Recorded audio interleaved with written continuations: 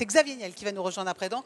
Ben, vous pouvez laisser votre place à Xavier Niel, le PDG du groupe Iliad. Alors, on vient de l'entendre sur la scène du Bang. Allez, venez, Xavier.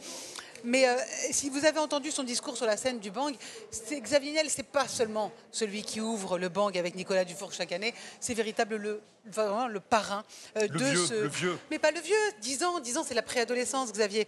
Vous étiez là, on était là tous les deux d'ailleurs, dès le début. C'était à la Cité de l'Industrie, on était ensemble pour démarrer ce qui était à l'époque le BPI France Inno Génération. On parlait de l'innovation justement, de cette génération nouvelle. Et là, on est passé au progrès. C'est quoi le progrès pour vous, Xavier Niel? Ce que j'ai dit là sur scène à l'instant, c'est que j'ai 57 ans, ils me demandent de parler de progrès. Et vous êtes quand même bizarre chez BPI de me demander de parler de progrès, moi qui suis le vieux du truc, quoi.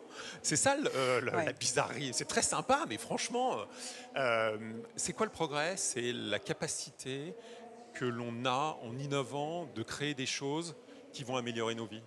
Et c'était l'exemple que je prenais, parce que vous avez toujours des gens qui ont des masters en pessimisme qui vous disent que c'était mieux avant. Moi, je pense que toujours demain, quoi qu'il se passe, quels que soient les sujets politiques, géopolitiques ou autres, demain sera plus beau qu'aujourd'hui. Et ça, c'est grâce au progrès. Et si vous voulez, si je vous prends des exemples simples, c'est que quand avant on voyageait dans sa voiture, on avait une carte en papier, on est content d'avoir Waze. Dans le temps qu'on voulait écouter de la musique, il fallait qu'on descende, il fallait qu'on ait des machins énormes, pas beaux chez soi, et qu'on aille, quand on voulait écouter une musique, qu'on aille chez le marchand de disques, s'il était ouvert, il n'était pas ouvert 24/24, pour écouter de la musique. Aujourd'hui, on a toutes les musiques du monde dans toutes les pièces sur son portable. Et c'est ça le progrès, c'est des entrepreneurs qui sont capables d'inventer, de créer des choses qui, au bout, nous font avoir une vie meilleure, nous font avoir un confort de vie qui soit un confort de vie supérieur. Oui, ben alors ici, c'est les 10 ans d'une opération importante pour les entrepreneurs. Vous êtes entrepreneur et c'est aussi pour ça que vous avez tout de suite accepté d'être le parrain de cette opération il y a 10 ans. Voilà, c'est un peu un jour magique parce qu'on fait une pause. On fait une toute petite pause. Elle est brève, elle est courte. C'est la fête de l'entrepreneuriat. C'est la fête de l'entrepreneuriat. Et c'est justement, c'est ça, c'est écrire des pages d'une histoire peut-être pleine de gloire, mais pas seulement. Un entrepreneur, c'est aussi quelqu'un qui sait se planter, n'est-ce pas?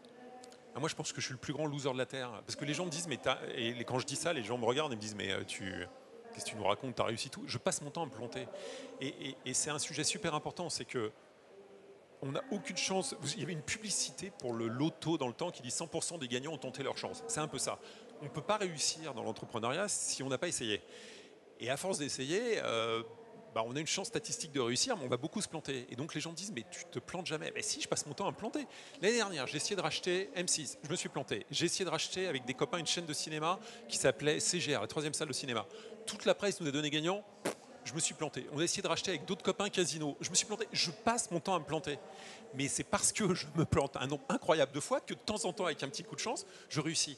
Et je pense que c'est un message super important. C'est que l'échec est inhérent au succès. Et donc, si on n'essaye pas, on n'a aucune chance de réussir. Et plus on se prend des gros gadins, plus on va rebondir et meilleur on va être ensuite. C'est quoi rebondir justement? C'est aller continuer à chercher les marchés parce que vous venez de citer 3 exemples, mais c'est parce que vous n'arrêtez pas, vous les cherchez, vous les scrutez. Parce que je me plante. Et c'est pour ça que de temps en temps, je fais un petit truc. Parce que je ne suis pas sûr que mes succès l'année dernière étaient aussi bons que mes réussites. Mais se planter, je pense qu'il y a un truc qui est incroyable, c'est avoir des idées, on a tous des idées. C'est comment on transforme ces idées en un projet, comment on se réunit avec d'autres pour créer quelque chose. C'est ça, je trouve, le sujet important. Comment on crée quelque chose. Et vous êtes d'accord que vous avez quand même apporté un élément. Vous dites comment on crée quelque chose, mais vous êtes peut-être le seul entrepreneur français à prendre la scène de l'Olympia. Elle est mythique. Alors, évidemment, ce n'est pas la Corotel Arena qui, pour vous, maintenant, c'est l'habitude. Parce que j'ai déjà fait déjà 15 ans, donc comme je vieillis, je remplis moins de salles, je suis obligé de prendre des salles plus petites. Mais c'est quand même une salle mythique. Et vous faites un showman à l'américaine pour parler d'entrepreneuriat, pour parler de vos échecs, pour parler de vos succès. Il faut inspirer les gens. C'est ça qui nous manque en France. Je pense qu'il manque des rôles modèles, et c'est pas moi le bon rôle modèle, parce qu'encore une fois, je suis trop vieux. On a besoin de jeunes qui réussissent, qui aient 30 ans, qui viennent à votre place vous parler, parce que si je suis un gamin qui a 20 ans, qui ne sait pas quoi faire de sa vie, et si je veux l'emmener vers l'entrepreneuriat, il a besoin d'avoir un modèle qui soit un modèle crédible.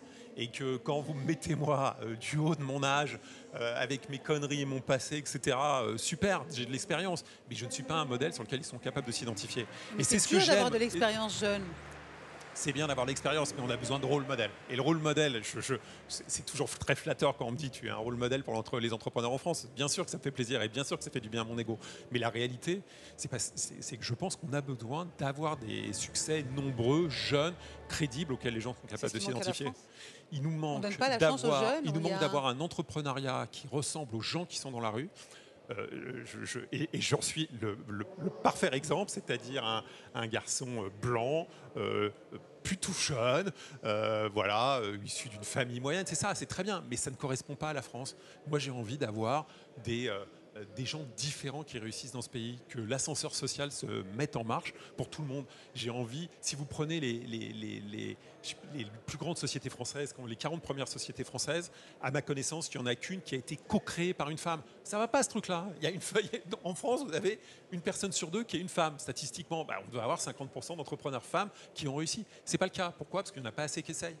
Et donc, si vous voulez, la France de la rue, je ne la vois pas dans la France de l'entrepreneuriat. Donc, il faut qu'on aille se battre pour créer des modèles, pour créer des exemples de gens qui vont aller faire ça. Et je suis ravi d'être là. Hein. Je ne change pas ma place, je la garde. Mais si vous voulez, allez, limite, en vieillissant, je suis prêt à changer ma place pour 50 réussites diverses, de gens différents. On fait un bilan dans 10 ans. Je ne sais pas si je serai toujours là, mais évidemment, avec plaisir. vous oserez justement pour prendre du recul. Xavier Niel, merci beaucoup. Merci à vous, merci de m'accueillir toujours. Rendez-vous dans 10 ans. Sympa, à très merci. bientôt et merci d'être le parrain de cette belle opération.